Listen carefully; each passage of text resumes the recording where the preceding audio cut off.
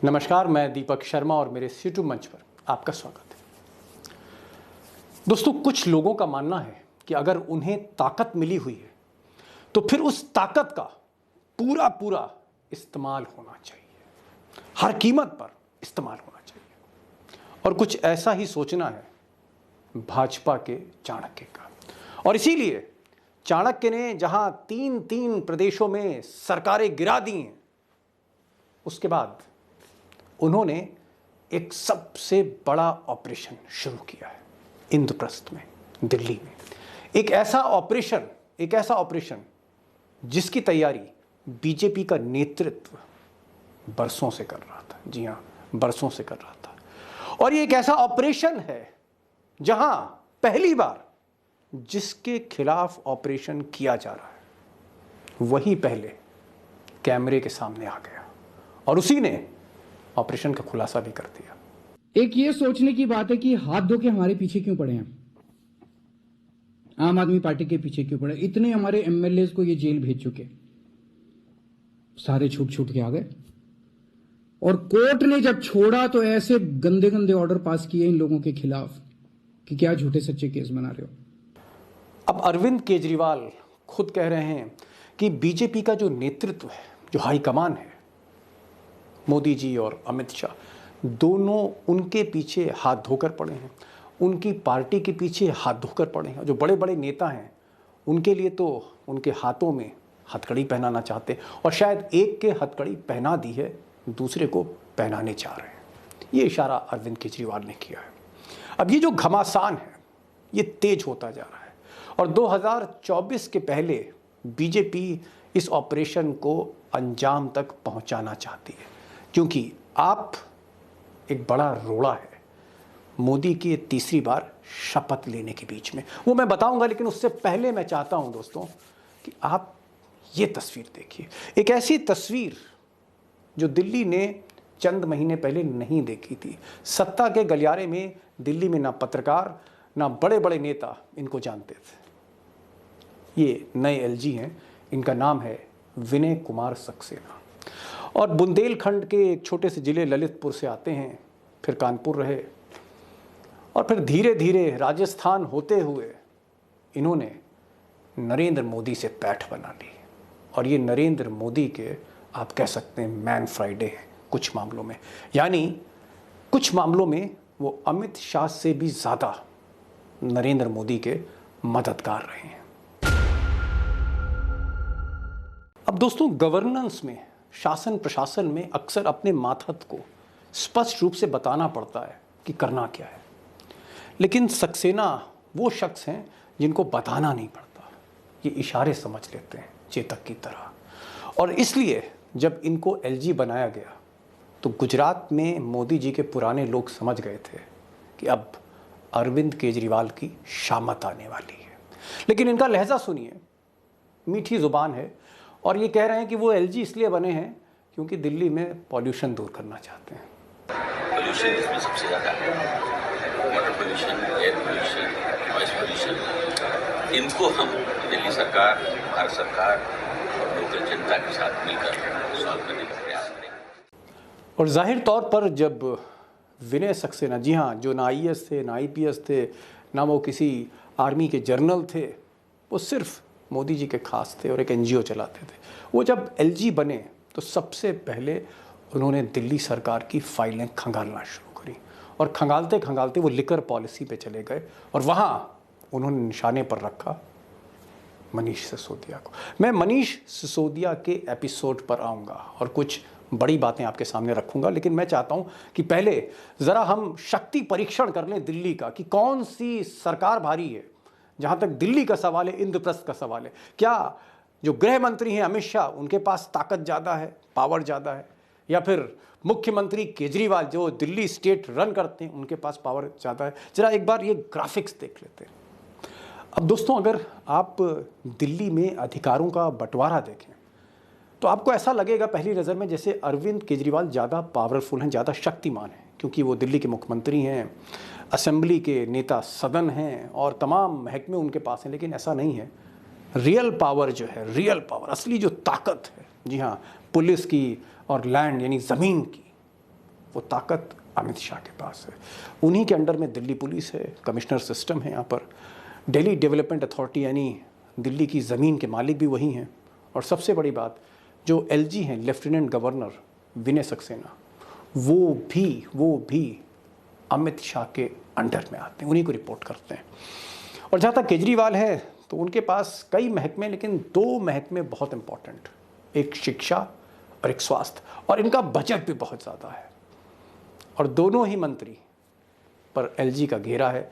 एक मंत्री जो स्वास्थ्य के हैं वो जेल जा चुके हैं, सत्येंद्र जैन जेल में हैं बल्कि, और दूसरे यानी मनीष सिसोदिया की तैयारी है। अब दोस्तों, आपने अमित शाह की ताकत जान ली, आपने अरविंद केजरीवाल की ताकत जान ली, और आपने ये ताकत को आंकते हुए ये भी समझ लिया कि असली ताकत किसकी मुट्ठी में है, और वो शायद शाह साहब है। लेकिन मैं इस ऑपरेशन पे आ रहा हूँ, ऑपरेशन आप पे, कि आखिर इतनी जल्दबाजी में अमित शाह क्यों हैं। उसका कारण है साल के अंत में जो 2 चुनाव होने हैं, हिमाचल प्रदेश और गुजरात के। और मेरी कुछ बीजेपी के रिपोर्टर्स से बात हो रही थी, एक आध हिमाचल प्रदेश में बीजेपी के नेताओं से बात हुई, गुजरात का मैंने दौरा भी हाल में किया था, वहाँ पर कई लोगों से मिला था, और उसके आधार पर जो रिपोर्ट बीजेपी ने तैयार की है गुजरात में खासकर, वहाँ पर जो शहरी इलाके हैं खासकर सूरत से लेकर गांधीनगर तक, वहाँ पर आम आदमी पार्टी कहीं ना कहीं बीजेपी को काट रही है। और इसलिए बीजेपी को लगता है कि जो रूरल एरिया है, जो रूरल बेल्ट है, जो ट्राइबल बेल्ट है, जहाँ पर ट्रेडिशनली कांग्रेस स्ट्रांग रही है, कहीं ऐसा ना हो कि आपका जो उदय हो, भले ही उनको कुछ सीटें मिलें, चंद सीटें मिलें, लेकिन बीजेपी को कहीं ज़्यादा नुकसान ना करते, नंबर 1। और अब हिमाचल में जहाँ चुनाव होने हैं, वहाँ पर जो बीजेपी के मुख्यमंत्री हैं जयराम ठाकुर, उनसे लेकर न पार्टी खुश है, न पार्टी के विधायक खुश हैं, न जनता खुश है, दिल्ली दरबार भी बहुत हद तक खुश नहीं है। और दूसरी तरफ कांग्रेस ने अपना सबसे बड़ा नेता वीरभद्र सिंह खो दिया है। कांग्रेस भी थोड़ा कमज़ोर विकेट पर है, बीजेपी का एंटी इनकम्बेंसी बहुत लगी है, और इन सबको देखते हुए हिमाचल में एक रास्ता बना रहे थे सत्येंद्र जैन, आम आदमी पार्टी के स्वास्थ्य मंत्री जो प्रभारी थे हिमाचल के, और इन्हीं सत्येंद्र जैन को ही जेल में डाल दिया चाणक्य ने। अब दिल्ली का जो ये सीक्रेट ऑपरेशन है, इसका जो पहला हमला हुआ, या आप यूं कहिए जो पहली मिसाइल टारगेट की गई, वो सत्येंद्र जैन पर टारगेट की गई। और सत्येंद्र जैन पर इसलिए क्योंकि हिमाचल प्रदेश के वो प्रभारी थे। नेक्स्ट टारगेट मनीष सिसोदिया है, और मनीष सिसोदिया इसलिए टारगेट है, इसलिए नहीं कि वो डिप्टी सीएम है, वो टारगेट इसलिए हैं कि दिल्ली की जो पूरी सल्तनत है, दिल्ली की जो पूरी सरकार है आम आदमी पार्टी की, वो अरविंद केजरीवाल नहीं चलाते। वो चाहे वित्त विभाग हो, चाहे वो एजुकेशन डिपार्टमेंट हो, वो सामान्य प्रशासन हो, सारे के सारे विभाग, सारी की सारी फाइलें, सारी की सारी जिम्मेदारियां मनीष सिसोदिया के पास है। जी हाँ, मनीष सिसोदिया ही आप कह सकते हैं कि वो सचिवालय हैं अरविंद केजरीवाल का, और इसी सचिवालय पर टारगेट करना चाहती है भाजपा, क्योंकि एक बार सचिवालय को ध्वस्त कर दिया तो हिमाचल और गुजरात के जब चुनाव हो रहे होंगे तो केजरीवाल दिल्ली में ही बंद कर रह जाएंगे, इंद्रप्रस्थ में ही उलझ कर रह जाएंगे। और यही स्ट्रैटेजी है कि किसी तरह से मनीष सिसोदिया को जेल भेजना, उनके साथ कुछ विधायकों को जेल भेजना, और फिर दिल्ली में अरविंद केजरीवाल को फंसा देना। और सच ये है दोस्तों कि पार्टी की, चाहे आम आदमी पार्टी की फंडिंग हो, इलेक्शन मैनेजमेंट हो, या फिर गवर्नेंस हो, चाहे वो पंजाब की हो या दिल्ली की हो, उसके पीछे जो मेन स्ट्रैटेजिस्ट हैं वो मनीष सिसोदिया हैं। आप यूं कह सकते हैं कि सबसे खास अरविंद केजरीवाल के, आप यूं कहिए कि लक्ष्मण भी हैं और हनुमान भी हैं। और इनको अगर जेल भेजा गया तो आप सोच लीजिए केजरीवाल साहब की हालत क्या होगी, खुद सुनिए उनको। इन्होंने सत्येंद्र जैन को 2 महीने से जेल में है, 2 महीने रख लिया, 3 महीने रख लेंगे, 4 महीने फिर निकल आएंगे, काम फिर चालू हो जाएंगे। मनीष सिसोदिया जी को अब ये जेल भेजेंगे, महीना, 2 महीना, 3 महीना, कब तक जेल में रखेंगे? झूठा केस है, कोर्ट में जाके गिर जाएगा, डांट पड़ेगी इनको, देख लेना। मनीष सिसोदिया जी बाहर निकल आएंगे, काम नहीं रुकेगा।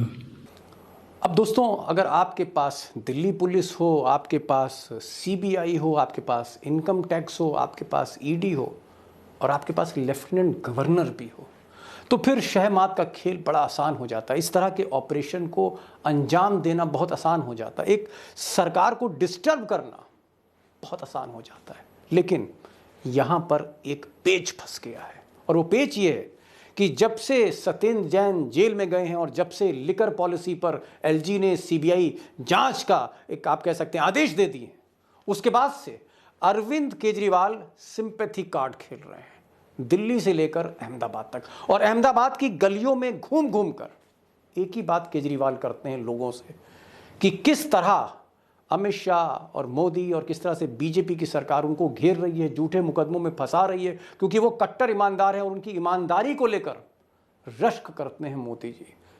इसका एक सिंपैथी वेव गुजरात में हो रहा है, क्योंकि गुजरात में हकीकत में भ्रष्टाचार से पब्लिक त्रस्त है, अव्यवस्था से पब्लिक त्रस्त है, और यहीं पर एंटर कर गए ये साहब।